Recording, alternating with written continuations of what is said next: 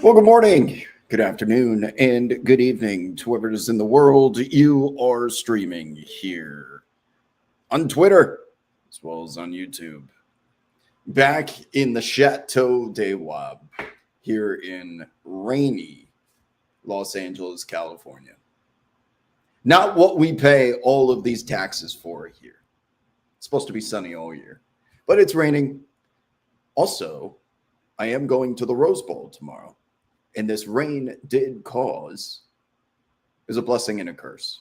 The curse is obviously it's going to be wet. It's not going to be nearly as scenic as all of the majestic vibes and aura and scenery of Pasadena, California, and the Rose Bowl specifically with the sun setting in the background.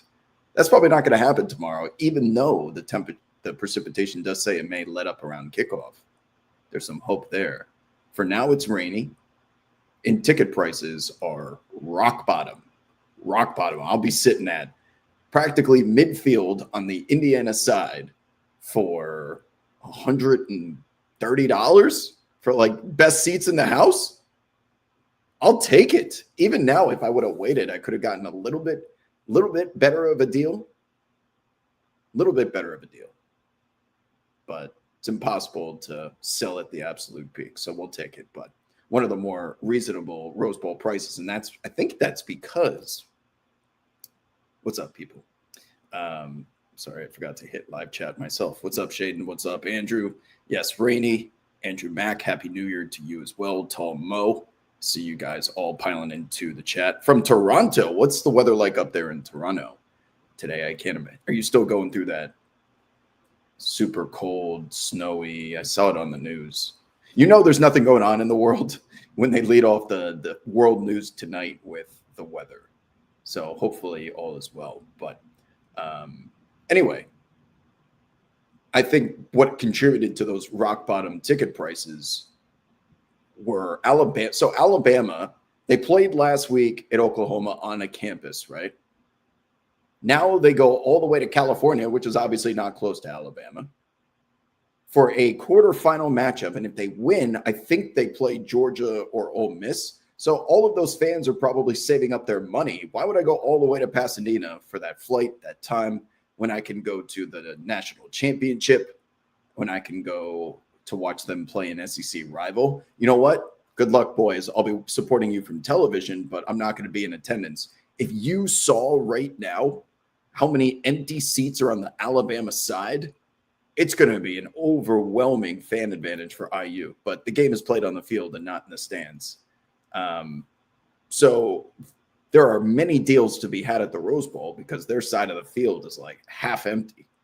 And I don't blame them. They also they had to fly out here to play in the Rose Bowl against Michigan for the national championship. So a lot of those fans, those big Alabama football fans, have already been to the Rose Bowl in the past couple of years. Why would we do it again for just a quarterfinal matchup?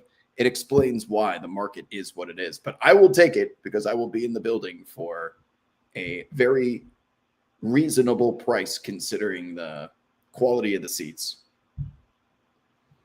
Andrew, you're driving Uber right now in this rain. Damn.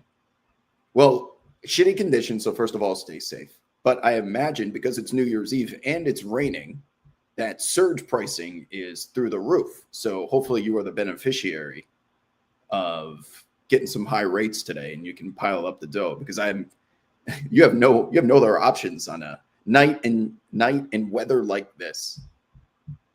People are going to call Ubers. They're going to call Lyfts, and they are willing to pay a premium, and hopefully you reap the benefits of that. They say in the movie Margin Call, we are selling a product to willing buyers. No matter if it's shit or not, if they're willing to pay for it, if it's overpriced, they're the ones who agreed to it. Mike at Night, what's happening? I just saw something pop here about, what did Anthony Edwards do at the end of this game? Hold on a second. So this is a weird day for us here in this.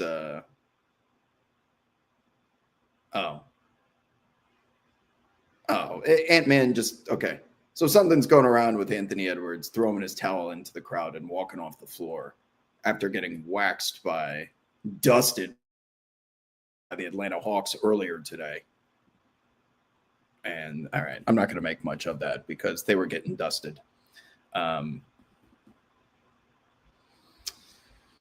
It's freezing, but not that bad for Canada. Okay, if you say that, Tolmo, then that probably means, I mean, it's like 60s here in California. You're saying that probably when it's 20s and 30s because it's not in the teens. That's cold. Coach Mike, what's up? Oh, your seats today. Yeah, one of our commenters here sent me a picture from the Hawks game. I will say you had a nice view of the window in the upper deck. You had a nice view of watching this team perform without Trae Young out there. Is this a thing now, people? Shout out to our partners at ProfitX. We're waiting on news to come in here because we have a whole new round of NBA games tonight, including that one you see at the bottom of the screen, the Knicks and the Spurs. Now, no Mitchell Robinson, no Josh Hart, potentially no Steph Castle. He might be a game time decision. Devin Vassell out. So it's missing some characters, but we are going to get the NBA Cup championship rematch that I think a lot of people were looking forward to. Potential finals matchup tonight. Pelicans and Bulls up there too. We're waiting on some lineup news as the second round of games about to begin. We encourage you, as always, to join us at ProfitX in the event some big closing line value does come in. So can I ask the chat about their feelings on the Hawks right now? Because the easy narrative, the easy take is the team is so much better without Trae Young. He was out of the lineup today. We know they are, 2-8 with him in the lineup, 0 for their last 6. He hasn't been there the last 2 games. Atlanta was quite competitive against Oklahoma City in OKC the other night. And just a couple of hours ago, they send Minnesota back to the Twin Cities with their tail between their legs. It's a different team. That I am willing to say as my formal hypothesis. Whether they are a better team, of course, when Kristaps Porzingis is available, that helps. When you're playing softer opponents, that helps too. I don't know if we have a full sample size. 10 games is enough to say we need to pull the plug on the Trae experiment completely. But I will say that they're different. And they're different. I do watch a lot of Hawks games because they are a good talking point for the shows that I do. And I do notice a difference in the way that the ball moves when it's Jalen Johnson and Nickeil Alexander-Walker spearheading the offense and how it just pops.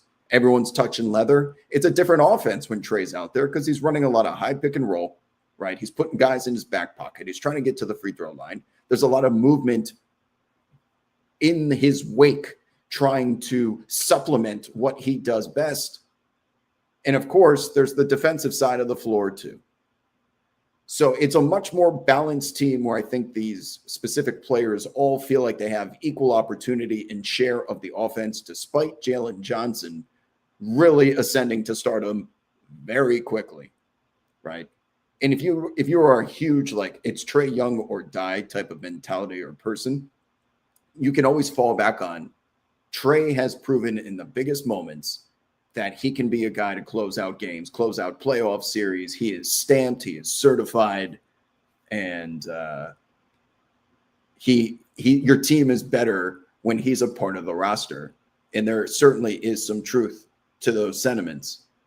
But because of Jalen Johnson's ascension, I'm starting to feel like a lot of these clutch scoring responsibilities could easily be absorbed by a kid with this talent.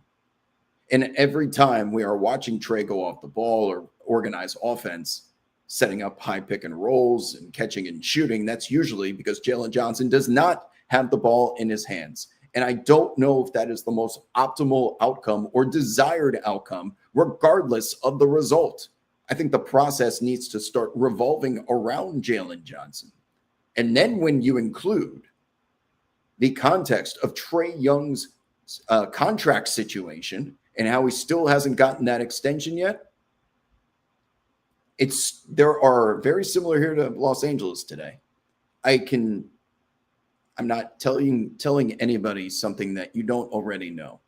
But every day that goes by that Trae Young does not sign an extension and the trade deadline doesn't move along with it, we are getting closer and closer to the time that the Hawks are going to feel like they need to make a decision on Are we just going to let this guy's contract expire and walk? Or should we potentially trade him, look for a partner that sees him as an asset? And then can you imagine Nickeil Alexander-Walker, Jalen Johnson, Okongwu, Porzingis, this lineup that they have, Dyson Daniels right now, with additional resources? Because you're not giving away Trae for free. It's a different team. There is no one defensively when it's Nickeil Alexander-Walker, Jalen Johnson, Dyson Daniels, Onyeka Okongwu, Kristaps Porzingis, Luke. I'm trying to go through the possibilities of players that can be on the floor for the Hawks in the final minutes. And I don't feel like any of those are the obvious, you can attack that guy, or the help defense is being tilted to the side of the floor that Trae Young is on, because we saw it in the Knicks game. No matter who Trae Young is guarding, we're going to be putting him into action. Just bring Trae Young with you, and we'll figure out the rest later. You don't have that luxury when he's not on the floor. And I understand there's going to be some sentimental attachments, like you see Mike in the chat here saying, I love Trae, I can't let go of him. I felt the same way about, you guys know my sports hero is Peyton Manning. And even when it was obviously time for Peyton Manning to move on, I still didn't want it. When he was getting ready for that press conference, it was Denver was always going to be the right spot. The Colts were headed in a different direction. I was like, I don't even care if that's the right choice. There's just something personal about him being on this team that I fell in love with, and it upsets me. So I would be hypocritical to say you should just put that aside and understand that this is best for business, because it's not that easy. Trae Young's face is on billboards and posters all around Atlanta. He is a big part of the economy there. Probably the city's most recognizable professional athlete, if it wasn't for Ronald Acuna Jr. One of those two. Like, all these things matter, man. But I can tell you right now, the Hawks are a different team without Trae Young on the floor. And in the sample size that we have been presented thus far, I am even willing to say that it's been for the better. So, as they continue to succeed without Trae Young out there, when he comes back, if they keep losing, these rumblings, as I tweeted out earlier today, are just going to keep getting louder and louder. Happy New Year to Amir in the chat. Where is everybody celebrating from today? Is anyone living in a part of the world where it's already 2026? Am I speaking to you from a different dimension in 2025? I saw the celebrations in Tokyo and Australia earlier today. And that was when I woke up here on the West Coast of the United States. That's how far ahead they are. I remember Tokyo was so far ahead that when I went to visit, it was technically 8 hours behind Los Angeles, but it was a full day ahead. So I was treating it like whatever it is here in LA, it's this time plus 8. So really it's more than that. But Phil Cross in the chat, what's happening? Says, where would I rank Cade right now in the league? Thoughts on him? Oh, something I texted Antonio the other day. Who did they had just the game against the Clippers. I think they may have lost that game. It didn't matter. Dude, when the final buzzer sounded and Cade was over there dapping up and saying good game to everybody, dude, he was on the same eye level, if not a fraction of a hair taller than Kawhi Leonard when they met eye to eye. And I'm like, he's that big? Because I've seen Kawhi in person, and I'm like, oh, I understand how this guy can get any shot that he wants.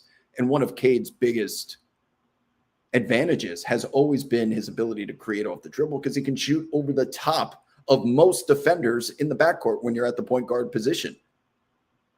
He makes shooting over people look easy, and it's because he is that big, that tall, and obviously that talented at that size.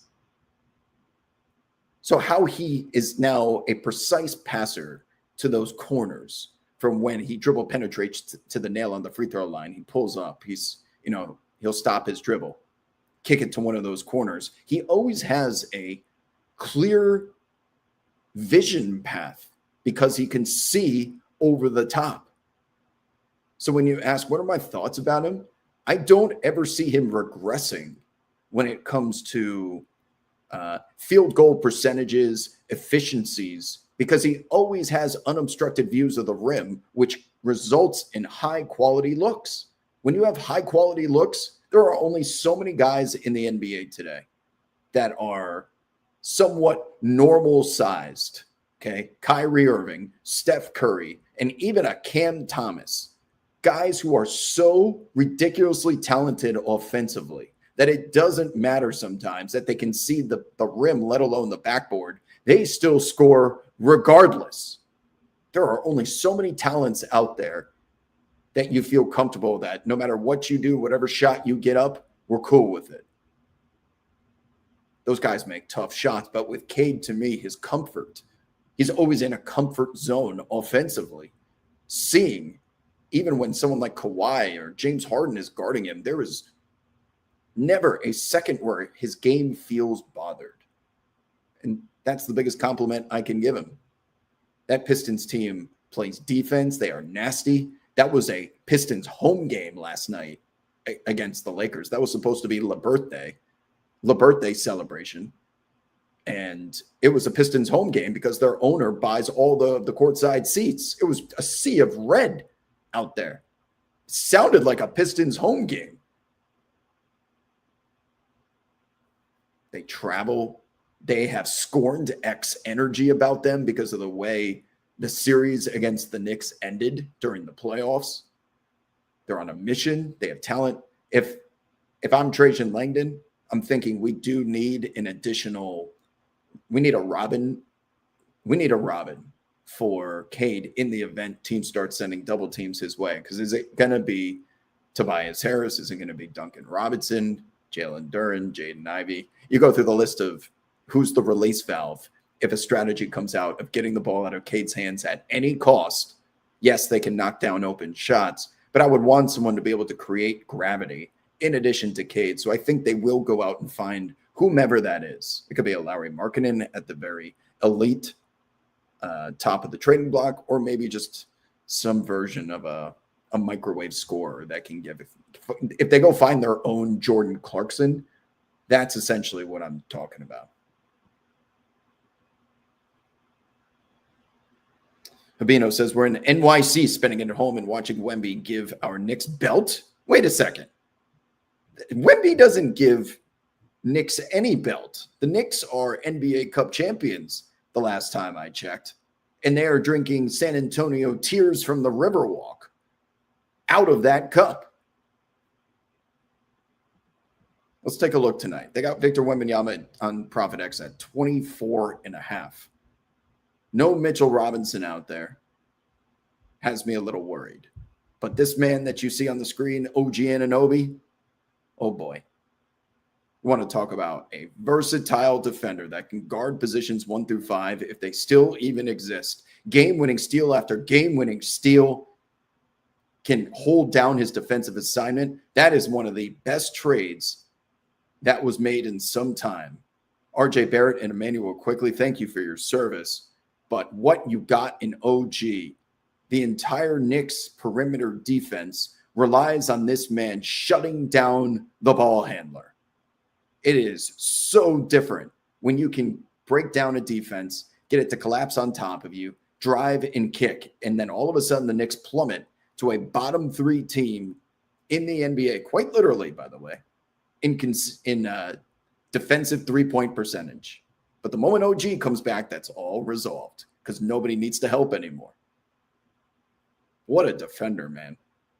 Does exactly what you need from him on offense. They've got the dirty work guy in Josh Hart and Tyler Kolek and Deuce McBride. They got bench offense with those names, Landry Shamet, Jordan Clarkson, all the above, man. This team is set up for a finals run this year, absolutely. But they're going up against a team that you hope can knock off the Oklahoma City Thunder for everyone else in the NBA at some point. The Spurs feel like the only hope with Denver now up against it. And speaking of Denver, guys, I took a minute to try and think this out because I'm going to pull up the standings here in just a second. Oh, yeah, we got a playoff game on tonight. I forgot about that. But no, I will be watching Knicks and Spurs. amongst other things. Okay, so take a look at this really quickly. Denver Nuggets right now 22-10, and before last night the Lakers were 20-10. So you had, until they lost to the Pistons, 3 teams tied with the Nuggets, right? Without Jokic for the next, we'll call it 18 to 25 games, if the Nuggets were to go 2-8 in their next 10, 24-18, I'm looking at the 9 seed right now. The Memphis Grizzlies have 18 losses. They're obviously not going to go 10-0 in that stretch, but there are 22-10 is 32. That means there's 50 games left in this season, and all it takes is a couple of 2-8s over 10-game stretches, and we could very well find the Denver Nuggets in the play-in tournament by the time Nikola Jokic comes back, and solidly in the play-in tournament. I speak on behalf of every single fan that has a team that thinks they can win an NBA championship this season. I am praying now. I speak for every fan that has a team that thinks they can win a championship that is not Oklahoma City or Denver. Is there a world that we can get Denver down to the 9 or 10 slot by the time Nikola Jokic comes back? Because if they go into the 9-10 by the time the playoffs get here, they would have to win 2 games, 2 play-in tournament games, which I assume they would if Jokic was available, to qualify for the playoffs, and then they come in as the 8th seed. Then you have arguably the 2 teams in the NBA playing against each other in the first round in a 1-8 matchup. That would be most ideal. And then you can reserve the Spurs for a future round against the Thunder. I'm just trying to think of ways to knock off OKC, because they are still, despite what San Antonio did to them a week and a half ago, they are absolutely still the team to beat. So I'm just keeping an eye here on how far Denver's going to fall. And is there a world in the first round when Jokic does come back? It sounds like he will return this season. He'll be reevaluated in 4 weeks. But I would say there's some anticipation he won't be back until after the All-Star break. That'll leave about 2 months for the Nuggets to go out there and rebuild that chemistry, go out there and win some games. When he comes off a minutes restriction, you get Aaron Gordon back, you get Christian Brown back at some point, and then they start to rev up the engine and go. And even if they don't fall into the 9-10 slot in the Western Conference, if they fall into the 7-8 and then they lose that first play-in tournament game, then they win the second one and they still qualify for the 8. So I'm thinking in the back of my head, Denver. I'm rooting for Denver to finish 8th in the West. That'll benefit all NBA fans out there, because process of elimination, only one of OKC and Denver could go to the second round.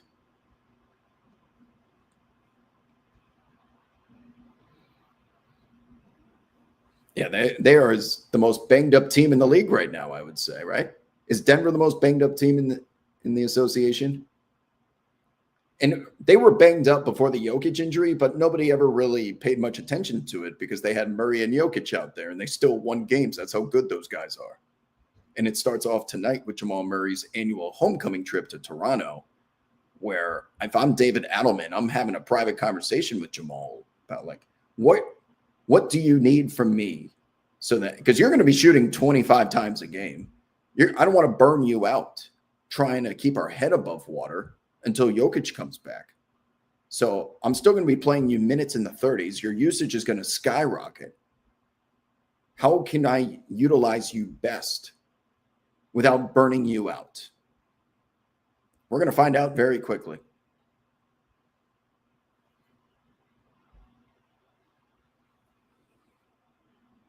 Shaden asks for my thoughts on the Lakers. It feels like they're hitting rock bottom. All 11 losses have been by double digits this year. So this is a weird case where the Lakers are 20-11, and you're like, that's really good. That is really good. They have been the beneficiaries of some schedule losses from other teams. They do have a powerful offense, obviously. For the most part, I want to say they've ducked major injuries because LeBron took his time coming back, but Austin Reeves and Luka Doncic were killing it for a while. Then LeBron came back and they overlapped a little bit.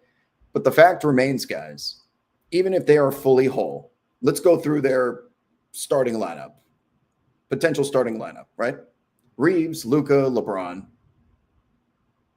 DeAndre Ayton, and either Rui Hachimura or like a Gabe Vincent or Marcus Smart.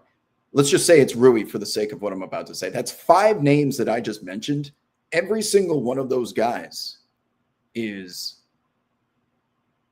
attackable on defense, right? It is the antithesis of the Oklahoma City Thunder, where they have 5 guys that you're trying to stay away from at all times. But there is not a single name that I just mentioned that is not potentially being targeted due to them being a subpar defender, Luka and LeBron especially. Right? You want to be putting them into action every single time down the floor, because even if they can defend, they have been known to take some defensive possessions off so that I can grab my shorts for a little bit, because what's required from me on the other side of the ball, other side of the court, excuse me. Every single individual defender on the Lakers has the potential to be exposed by a dribble penetrator and or creator. Every single one, unless Marcus Smart, Gabe Vincent, or Jared Vanderbilt is on the floor. So now do you have to start Jared Vanderbilt because he's your only swingman defender that is positionless and can guard 1 through 5? Teams are leaving him wide open in the corner on offense. To his credit, he's been making some shots, which has earned him some play time. But they have so many individual liabilities in some little facet of the game that I cannot trust the Lakers as far as I can throw them when they play against the good teams. They're going to wipe the floor with the middle class all the way down to economy.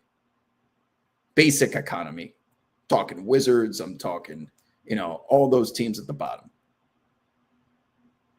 They'll take care of business against them because they'll outscore them.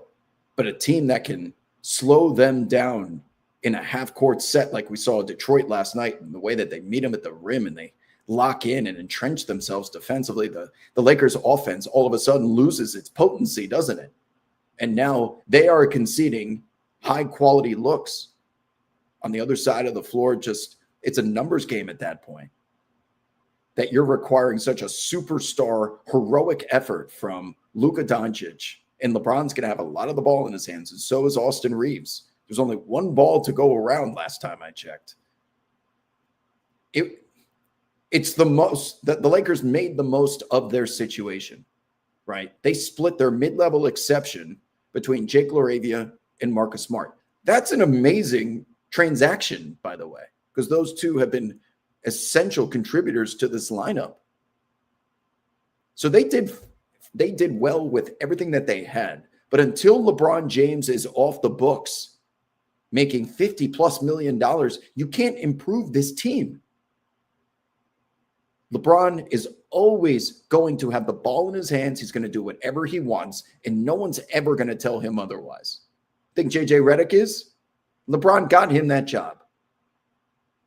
DeAndre Ayton just gave a kind of half joking, half not joking press conference about no one's going up to LeBron and telling him what to do. And everyone was kind of like, the reporters, you can see the shifty eyes.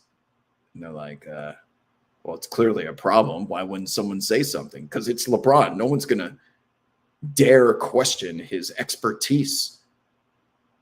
If he wants to do something, we're going to fall into line. That's still very much the clout that he has on a roster, despite not being the future of the franchise. Everyone knows this current experiment with him occupying this much of the salary cap is going to end in the very near future. And yet still, you can't do anything about it. So the truth is, the Lakers are going to make the playoffs. They'll make the playoffs. They'll put up a decent fight. And depending on the matchup, it may be favorable for them. But there is not a chance in hell they are ever beating the Rockets, the Thunder, the Nuggets, the Timberwolves like we saw last year. The only matchup for them that is against like the Clippers or something in the first round. There's not many teams. The Suns have taken them to the limit multiple times. There's maybe one or two favorable matchups for them.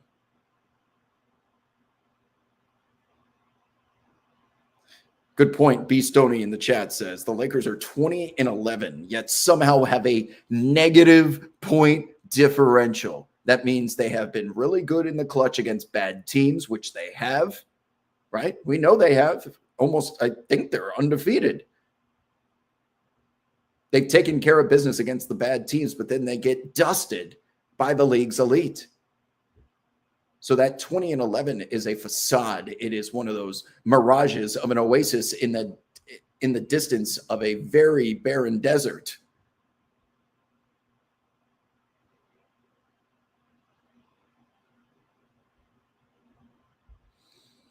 Shaden's asking, did I take anything in Nuggets versus Raptors? It feels like a good Bruce Brown spot. Well, remember, Shaden, that the books know as well that Nikola Jokic is out, right?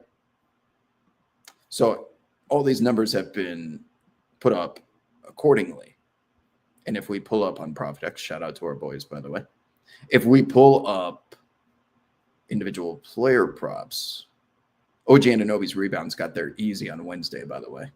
The over got there last night on a little 2 ProfitX streak, winning streak right now. Brandon Ingram, 22.5. Jeez. Let's see here. Quickly, Strother. You know what? Jeez, Valanciunas, 15.5. His minutes are really only going to double. He was playing an average of 12 before Nikola Jokic's injury, and obviously he's been around for a while. Valanciunas has been incredibly efficient, but I wonder if there's going to be some diminishing returns as the quantity of minutes is increased. If you're looking for anything, Shaden, I'm looking to a Strother over. I hate taking overs, man. Ugh. Honestly, Bruce Brown's back in Toronto too. Tim Hardaway Jr. under.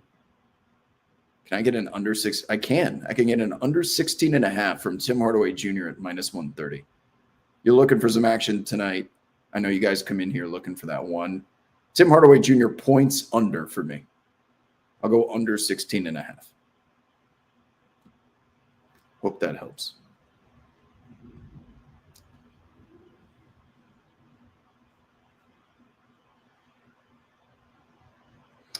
Let's see what else we got here. Joe Sanchez, what's happening?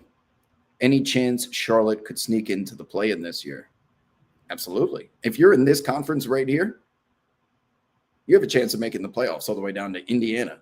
Dude, Indiana's only 9.5 games back of the 10 slot. If you're in the East, you're alive.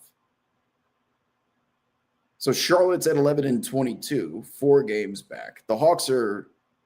I would assume the Hawks are going to get up into the 7-8 range. Oh, look at that. The Chicago Bulls are in 9th place. Water must be wet. Bears must shit in the woods. The Pope must be Catholic. Look at that. Chicago Bulls now down Kobe White and Josh Giddey are just doggy paddling in mediocrity. But yeah, Charlotte Hornets absolutely have a chance. Milwaukee with Giannis back. So I would assume the Bucks and the Hawks ascend. The Bulls could drop out for sure. The Bulls could drop out of here. So I need another team that is Miami going to drop out?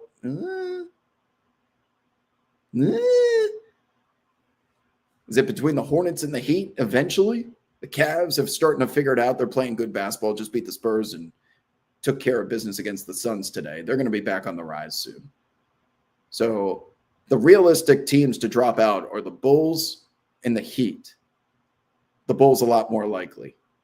So Milwaukee could take Chicago's spot, but the Hornets are really going to have to put some stuff together here. And they lost the game today against Steph Curry, so I don't know what to tell you.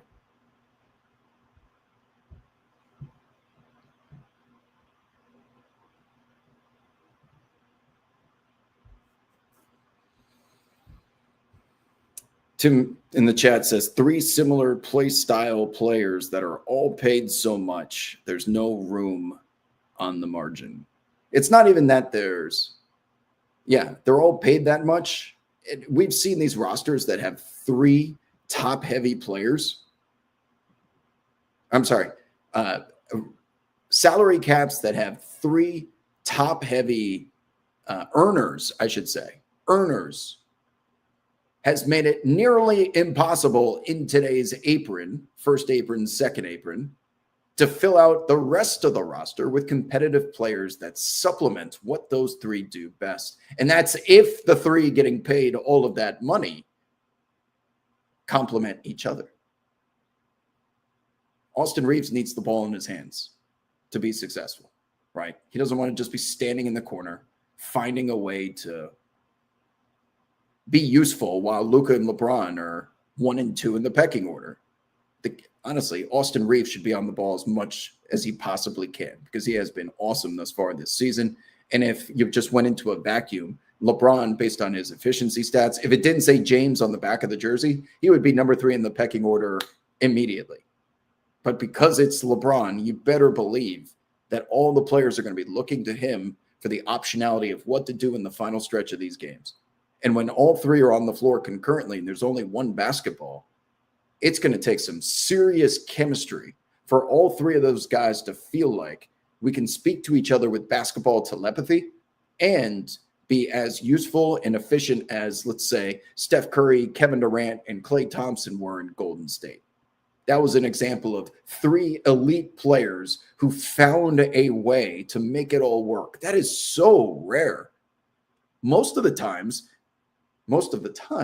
it ends up like Bradley Beal, Kevin Durant, and Devin Booker in Phoenix, where you have 3 talented offensive players that this shit just don't work. These guys, every single one of those guys needs the ball in their hands. You're going to tell Kevin Durant, no, we're doing something different down the stretch? Didn't work, man. I'm afraid the Lakers have a surplus of star power to the point that it will result in diminishing returns, especially because none of those guys can defend.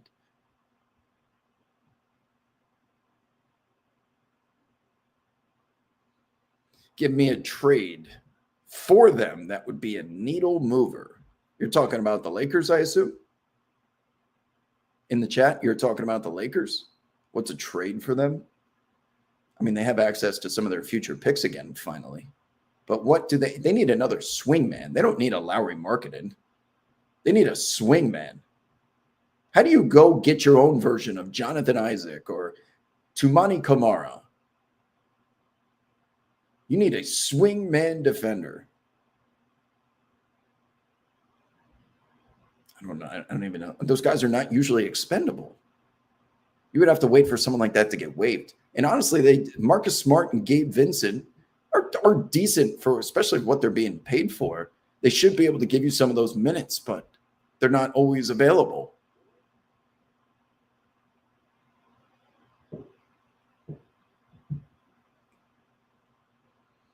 What else are you guys doing for New Year's Eve? You didn't tell me where in the world it is that you are.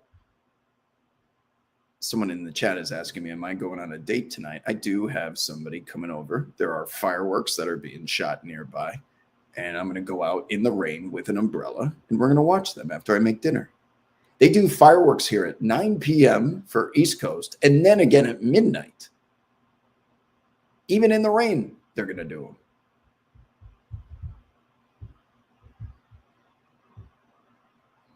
Herb Jones is the suggestion in the chat from Tim in regards to what the Lakers need. I'm sure they would love Herb Jones. But if you listen to our SiriusXM show during the day, Antonio Daniels made it very clear you can disregard any Herb Jones trade proposal or transaction, which would suggest that his conversations with Pelicans management have suggested that Herb is going to have a very untouchable price, that they would prefer to keep him on the team. I'm speaking for him, but he just told us during the broadcast, good luck. When I brought up Herb Jones and the Lakers, he said, good luck. in a facetious way too. So good luck, Lakers, trying to acquire Herb Jones, unless you're sending Luka Doncic. What am I making for dinner? I am making us Rayo's, pasta, rotisserie grilled chicken. Basic, easy. Can't mess it up. Nice gesture.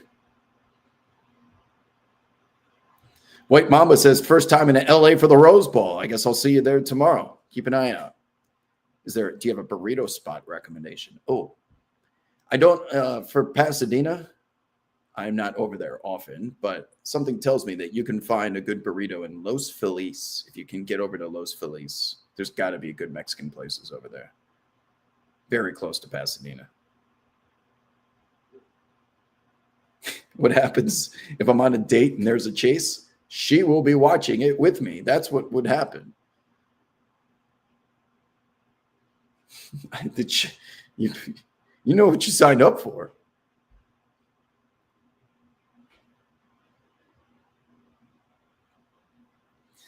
I can tell you once again, if you're just joining the show, I looked up the seating charts of availability for tomorrow's Rose Bowl game, and like half the seats on the Alabama side are up for sale or available.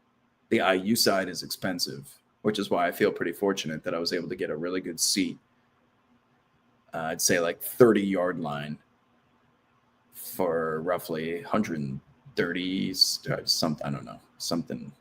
It wasn't bad considering what normal prices for the Rose Bowl are, and the rain is supposed to stop.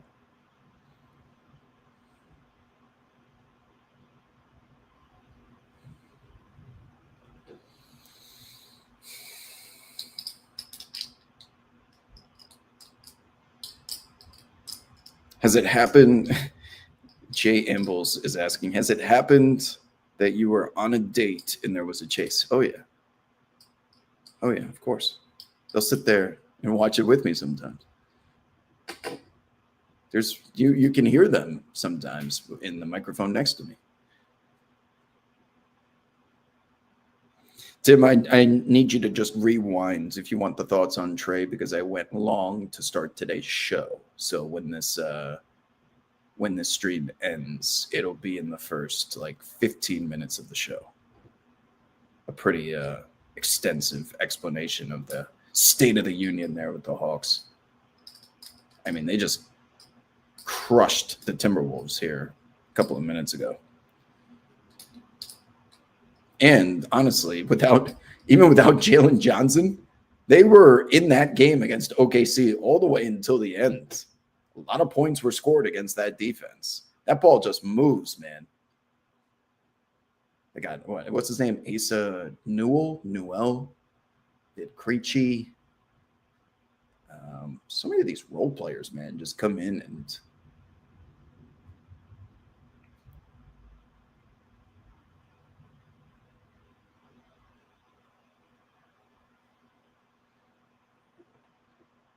yeah.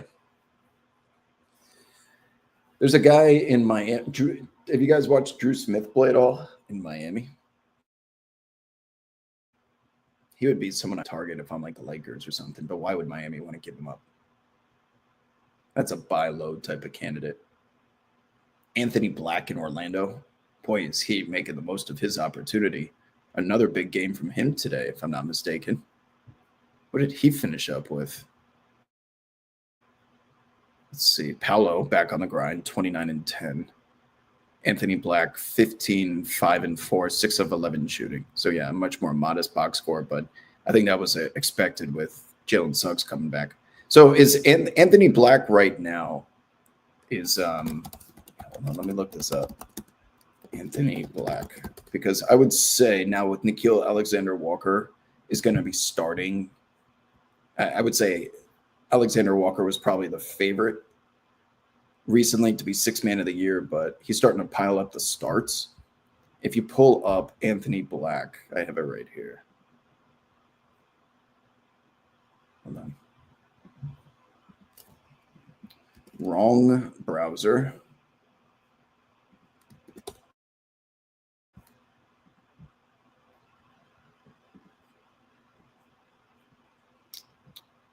Okay, here we go.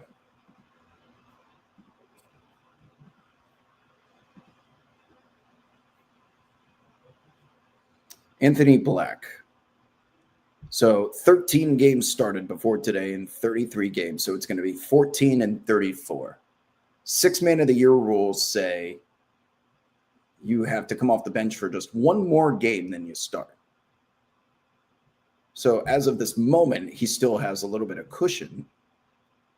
So he will have So he would have 20 games not started, 14 games started. So he's got 6 games before it's perfectly balanced.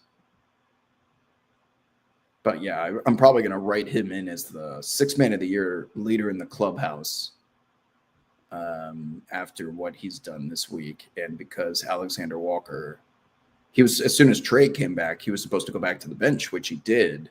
And then he'd get back to qualifying and still putting up big numbers.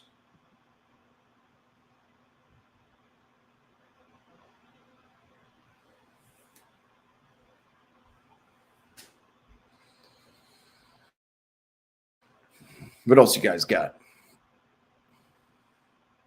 Kind of a weird day. Does it feel like a weekend to you guys? It's Wednesday. That's what's weird about this. It's Wednesday. The first is usually a holiday, but the market's open. Christmas falling on a Thursday, New Year's Eve on a Wednesday, New Year's Day on a Thursday kind of messes up the whole holiday work week, right? Now, when you cover the NBA, there is no such thing as holidays until Summer League is over, or until the first weekend of Summer League ends. Nothing is a holiday because there's games on and you're working. But everyone else, like working around other people's schedules that I want to see, and everyone's got something different going on, right? It is weird because you can stay up late tonight as if it's a Friday, because you're likely, unless you're in the service industry of some kind or some job that requires you to work every day no matter what. Even teachers have off. You have off tomorrow. You can go out, you can get nuts tonight. You can watch late NBA games and then watch college football tomorrow. And then Friday, is it just a random day back at work? Or did offices give people off the entire week, come back on the 5th? That seems, because I was getting some automated email responses from partners or businesses that I was communicating with. And it was, oh, thanks for your message. We're out of the office until January 5th, January 5th, January 5th. So I think a lot of these places just said, don't even fucking worry about it. We'll see you then. The whole world just shuts down until January 5th. It must be nice. I would love to get off from the 24th all the way until January 5th. Seth says once Franz Wagner comes back, Anthony Black will definitely go back to the bench. Hopefully he comes back within the next couple of weeks. Okay. So that means Anthony Black will probably qualify for 6-man of the year, right? By the time we get to the end of the season, I don't know if he'll win it. His competition is going to be Reed Shepherd, Jaime Jaquez Jr., Naz Reid. I don't think he'll. Well, Anthony Black may win it if Nickeil Alexander-Walker doesn't qualify.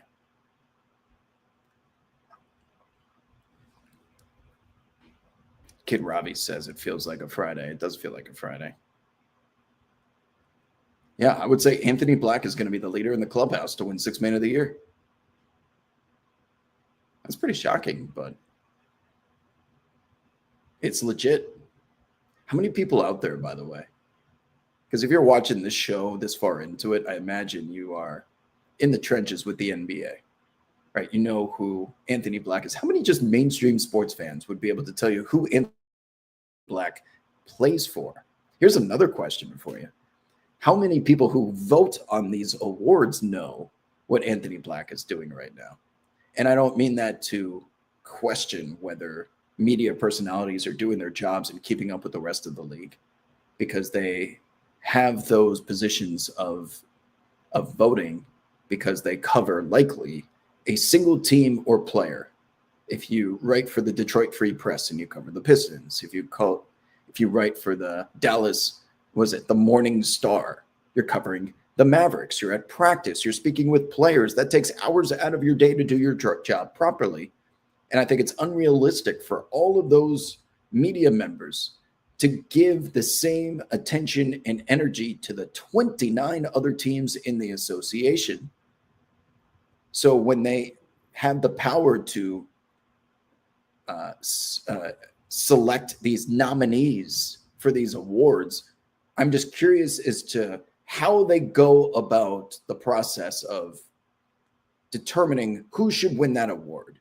Is it because that player is talked about the most on social media?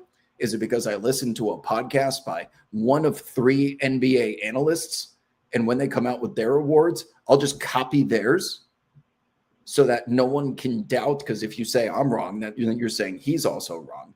It's a way for those media members to hide behind a certain colleague without having to prove their knowledge, similar to the reason why that individual delivered the hypotheses that he did. I think there's a lot of echo chamber that goes on. I don't want to put anyone specific on blast, but if you have a full-time job covering a specific team, you have a family, you have kids, there's just no time left in the day for you to watch every other game that's played every single day. So I'm not sitting here saying that has to be the case, but I do wonder if they did find a way to nominate people who are watching all of those games, that do know the impact that Anthony Black has had recently, how these polls would look.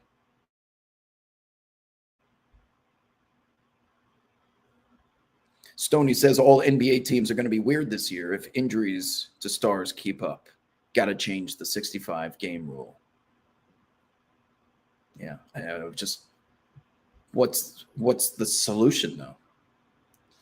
Best ability is availability, right? What's the solution? I'm all ears. I'm down. Clearly, the NBA is listening. Clearly, because they make changes based off of social media pressure. We saw it with the finals and putting a trophy on the court.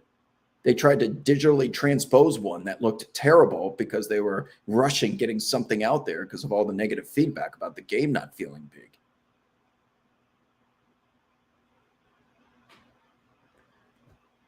They have listened in regards to rule book manipulation with rip-throughs.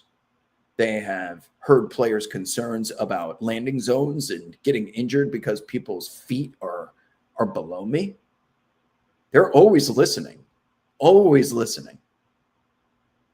So if we can come up with a way for someone like Nikola Jokic, who probably would have and should have won MVP this year, if he comes back and plays, let's say, 59, 60 games, right? Plays in almost every game when he wasn't injured. And if he goes another 2 months of that stellar, unprecedented production that he was having before the injury, like people would still think that's the deserving MVP, but it's a very low chance that he's going to qualify.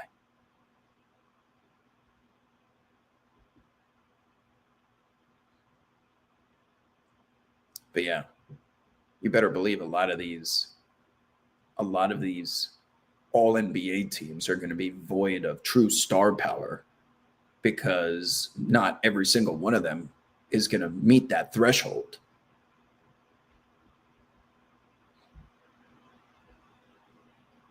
Seth says conceptually, a lot of these local reporters have to have some knowledge of opposing teams' rosters. That's a good point. In order to have some worthwhile content instead of asking coaches and star players the same repetitive questions, which happens all the time. That's a good point. So I can certainly, I do a lot of speaking for Antonio, my SiriusXM partner, because he does, I hope he's okay with this, because he does the broadcast for the New Orleans Pelicans. And to prepare for each Pelicans game, for example, tonight you see on your screen right here, they're playing the Chicago Bulls. So his preparation process, I see it when we're doing the show because we're on Zoom together. And the work that he's putting in during the commercials, he's got a notepad out where he's watching previous games. He's looking at rotations, certain players, strongest talent, so that he can articulate and speak about them on the broadcast. So opposed to just digesting all 30 NBA teams at once, he really focuses when it's time for the Pelicans to play that team. That's when he spends his time catching up on like who the best player is there, whether it's Anthony Black or LeBron James or someone in between. So his process is different than mine, but he is someone that I would trust to be extremely knowledgeable about teams outside of the beat that he covers, because he does dedicate that time to going through them individually because of his position. So your point in the chat, Seth, about these media members, there should be some requirement for them to be knowledgeable of other teams. Otherwise, you're just writing propaganda for your own team if you are not cognizant of your surroundings, which include 29 other franchises. Does that make sense? I hope it does.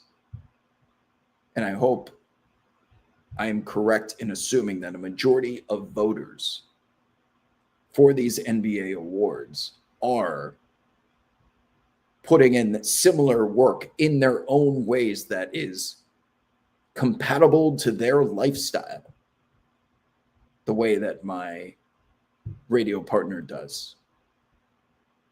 Because he's as knowledgeable as I am, but he's not watching all the games at once. He has to do it at a later time because of his current job. There's nothing wrong with that, and there's nothing right about what I do. But I just wonder, when I see some ballots, I'm like, can we have a little conversation, please? How many times did you watch this player this year? Did he just happen to ball out against the team that you cover?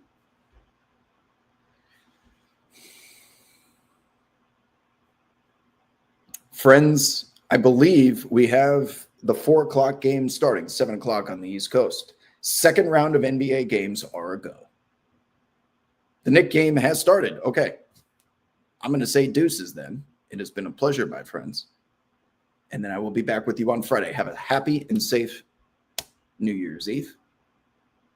Shout out to our partners at ProfitX, as always, for sponsoring this stream. GG's in the chat. Nice speaking with you all. And we'll do it again on Friday. Can't wait to hear how some of your nights went. Maybe I'll have a good story to tell, too. Rose Bowl tomorrow. Adios.